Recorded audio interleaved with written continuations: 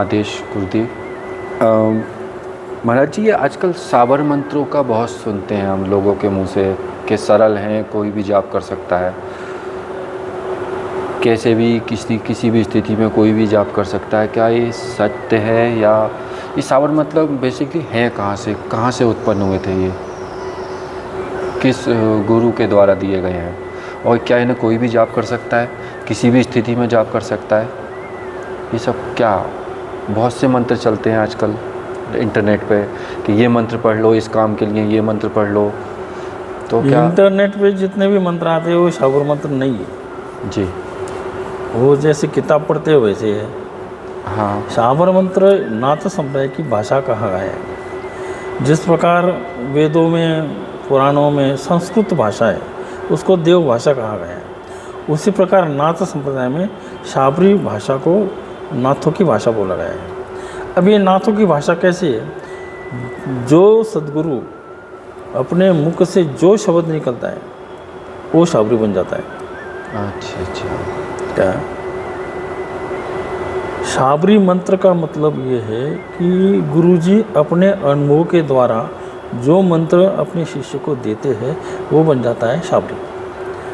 अगर गुरु किताब में पढ़ के या इधर उधर से कोई मंत्र दे के आपको देते हैं तो वो मंत्र गुरु मंत्र नहीं होता। गुरु मंत्र वो होता है कि जो अपने अनुभूति के द्वारा या उनके गुरु ने उनको दिया होता है। परंपरा है ना भाई, तो उस परंपरा का जो गुरु मंत्र है वो देते वो होता है साबरी। क्या तो साबरी, अच्छा, इसमें अनुभूति होने के कारण गुरु के शब्द की शक्ति, शब्द गुरु श्रुति चेला ऐसे हमारे में कहते हैं। तो गुरु का शब्द श्रुति चेला मतलब चेले ने उसको उस शब्द को झेलना चाहिए। हम अगर किसी को मंत्र देते हैं उसको झेलने वाला तो लायक होना चाहिए जी। जैसे वो उसको झेलता है। अकेले गुरु से साबर मंत्र सिद्ध नहीं होता, उसके संयोग में शिष्य का भी भावना उसके होनी चाहिए, तब वो गुरु मंत्र सिद्ध होता है। बहुत सारे हमारे गुरु शिष्य परंपरा में ऐसा है, साधु संतों में भी है, भक्तों में भी है। बोलते गुरु जी आप हमको मंत्र दिया है और ऐसा हम साधना भी करते हैं, यूँ है त्यों है। किसी को अनुभव आता है, किसी को नहीं आता है, वैसे जैसे भी हो, किसी को इफेक्ट होता है, किसी को नहीं होता है। तो इसका कारण ये है कि गुरु और शिष्य का जब गुरु के मुख से शब्द बाहर निकलता है या गुरु मुख से जो साबरी मंत्र बाहर पड़ता है जो उनके अपने अनुभूति का होता है, उस समय गुरु तो उस भाव से दे रहा है जी, लेकिन शिष्य ने भी उसको झेलना चाहिए। शब्द गुरु श्रुति चेला, तो गुरु का शब्द अगर श्रुति मतलब एकदम उसका इंटरेस्टिंग लेके सुनने वाला, तो उसको अंतःकरण से सुन लेना ही झेलना है। तो उस रूप से अगर शिष्य उस शब्द को झेलता है तो वो मरने तक काम आता है वो साबर मंत्र। अब लोग तो ऐसे ही इंटरनेट से उठाते हैं, पढ़ना शुरू कर देते हैं। अच्छा, इसको सीखने की ज़रूरत नहीं है। अच्छा, वैदिक मंत्र तुमको सिखाना पड़ते हैं जी। उसकी मुद्रा है, ये है, वो है, जो है, मतलब वो विद्या में वो भाग आता है।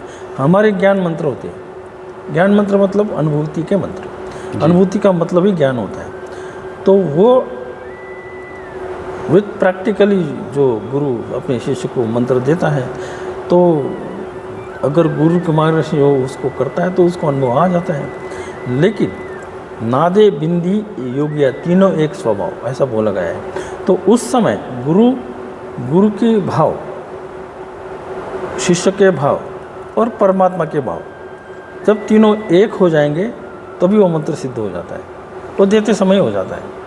अच्छा, ऐसे ही नहीं है मतलब कहीं से इंटरनेट से उठाया फिर पढ़ना शुरू कर दिया। ये तो इतना भी सरल नहीं है। चलो वो तो बिजनेस हिसाब से लोग करते भी होंगे, लेकिन वास्तविकता, हाँ, शिष्य के अंतःकरण में वाकई परमात्मा की प्राप्ति अगर ये भाव है तो वो कहीं भी जाओ उसको वो उसका फल मिल जाता है। क्या यूँ नहीं कि ये गुरु बहुत फेमस है इसके पास जाओ या ये बड़े सिद्ध है इनके पास जाओ वगैरह वगैरह। ये जो तय करके जो गुरु बनाते हैं, एग्रीमेंट करके जो गुरु बनाते हैं, उनको कुछ प्राप्त नहीं होता। माया के बिना तो कुछ नहीं मिलता।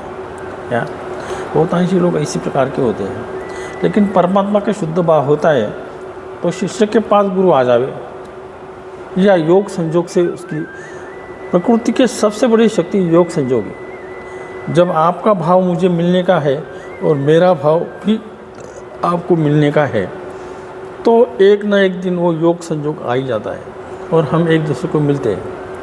क्या जी। अगर मान लो आपने मेरे लिए भाव किया कि नहीं अब मुझे गुरुजी को मिलना था और मेरा अकस्मात कुछ बात होगी, तो भी जब आप साधना करने बैठोगे तो साधना में भी वो दर्शन दे देते हैं। तो ये क्या है? ये प्राकृतिक शक्ति जो योग संयोग कहा गया है। जी। हाँ।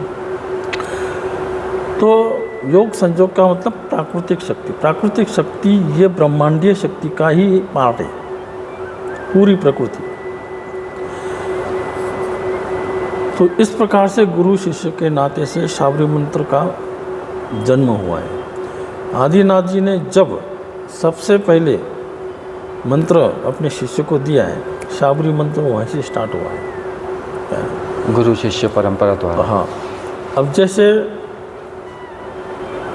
ठ बोल दिया या हुम बोल दिया, अब ठ बोला तो हमारी जबानें ऊपर लग गई, इसका इफेक्ट सीधा ब्रेन पे चलता है। वाइब्रेशन कह दो या वेव्स कह दो, ये यहाँ चलेगी। हुम हुम हुम कहने से नाभि के ऊपर तनाव आ गया जी। तो यहाँ की जो रेज है या यहाँ से जो जुड़ी हुई शरीर की सब नसें नाड़ी है वो सारी उसको प्रभावित करती है।